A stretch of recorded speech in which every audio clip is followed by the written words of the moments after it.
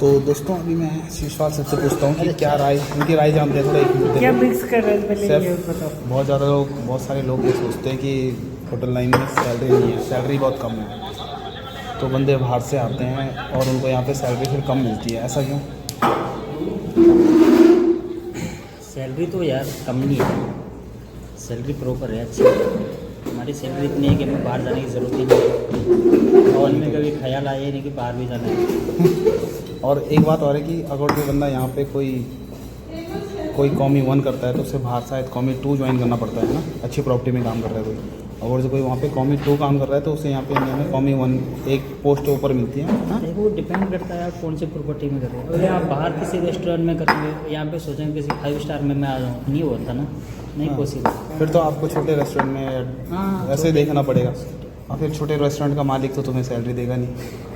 Obviously बात है, अगर जो मेरा रेस्टोरेंट है तो मैं थोड़ी ना वहाँ 50,000 का 40,000 या 1-1.5 लाख का शेफ रखूँगा। मैं तो वही सोचूंगा कि 10-15 हज़ार रुपये में काम से खाने वाला मिल जाए। क्यों? सही बात। आखिरकार देने तो उसने दाल तड़का ही है। दाल मखनी है, और क्या उससे इटालियन खाना थोड़ी ना बनाना।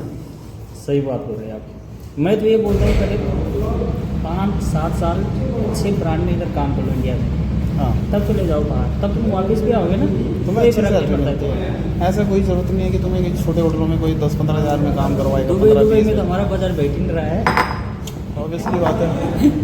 अब कोई बोलेगा कि तुम दुबई चले जाओ 40-50-60 हज़ार, नहीं, फ़ायदा क्या जाके वहाँ जाओ रेस्टोरेंट में तो कभी ज्वाइन करना ही नहीं चाहिए बाहर जाके।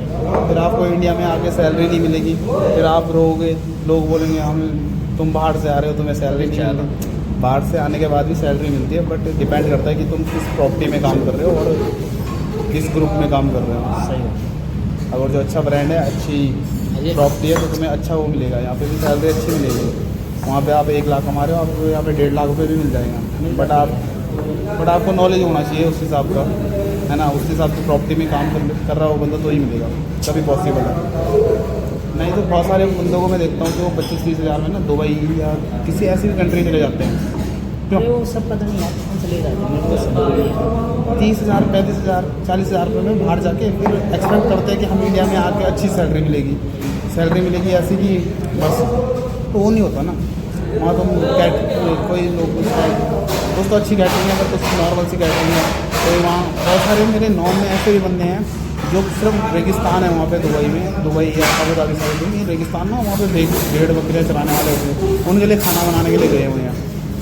ऐसे भी बंदे हैं मेरे जानकार में, और नाम करने के लिए या कैसे भी मतलब है, अच्छा है, काम कर रहे हैं, पैसा मिल रहा है, बट क्या होता है कि उसके बाद यहाँ पे आके उतना स्कोप नहीं रहता। हो जाती है।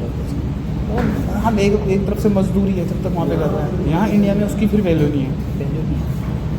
बाहर भी आदमी करना पड़ेगा 2 साल 3 साल 4-5 साल वो फिर ऐसा है कि मतलब तुम्हारे करियर में ना फिर स्टॉप लग गया, फिर आगे तुम क्वालिटी नहीं बना पाता ना अपनी, वो फिर क्वालिटी खराब हो जाती है। ये तो। फिर आगे बंदा कहाँ से बढ़ेगा, ग्रोथ कहाँ से होगी? उससे बढ़िया इंडिया ही में करो। और वहाँ पे यार वो भी तो है, हेल्पर वेल्पर ये सब कुछ भी नहीं रहते, अकेले ही लगे रहो सब। अकेले करते रहो, कुछ नहीं है, हायरार्की कोई होती नहीं है। यहाँ पे तो 10 बंदे भी नहीं चलते। एक डिपार्टमेंट है, आपके पास अभी 15 बंदे हैं बेकरी में। 2-4 चले गए, थोड़ा कम हो गए। हाँ, तब ट्रेनिंग हायरिंग चल रही है। तो है कौन सी पोस्ट अवेलेबल है आपके पास? जूनियर हो सकती है, सीडीपी की कॉमी पोस्ट वगैरह। तो ऐसा होता है, तो डिपेंड करता है कि आप कहाँ पे काम कर रहे हो और किस तरीके से काम कर रहे हो। बाहर अगर अच्छा ब्रांड है तो यहाँ पे अच्छी सैलरी मिलेगी, और जो आप ऐसे काम कर रहे हो कहीं पे भी तो शायद मुश्किल ही यहाँ पे मिलेगी। रेस्टोरेंटों में तुम सोचते हो रेस्टोरेंटों में सैलरी मिलेगी, नहीं मिलेगी। चलो, धन्यवाद दोस्तों। धन्यवाद।